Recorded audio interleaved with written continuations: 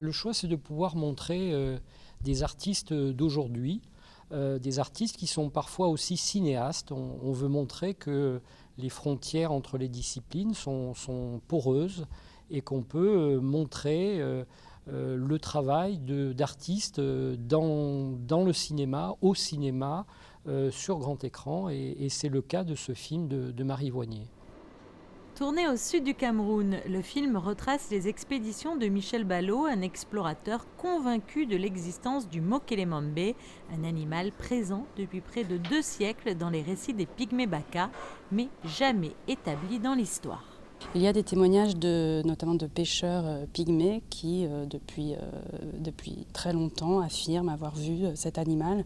D'autres témoignages plus anciens aussi existent et donc qui sont en fait le socle de la croyance de Michel Ballot en l'existence de cet animal. Ce qui m'a fasciné à la découverte de ce film, c'est justement que les frontières entre le documentaire et la fiction deviennent extrêmement minces. On retrouve le cinéma de cinéastes comme Jean Rouch ou Werner Herzog en pleine forêt africaine à la recherche d'un monstre étrange.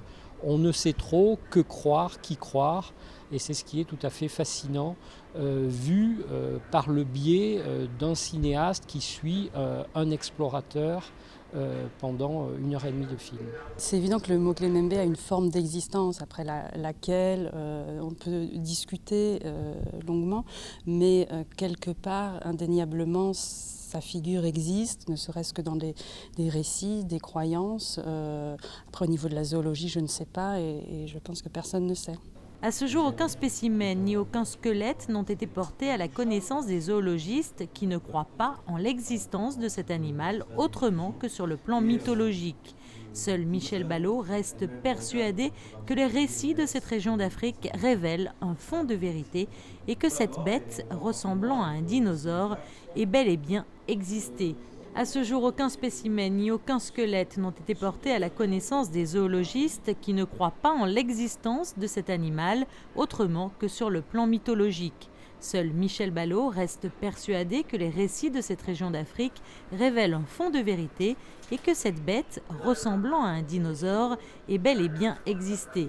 Plus qu'une recherche au sens narratif, ce film se pose plutôt comme un portrait de cet explorateur, mais aussi des habitants des lieux.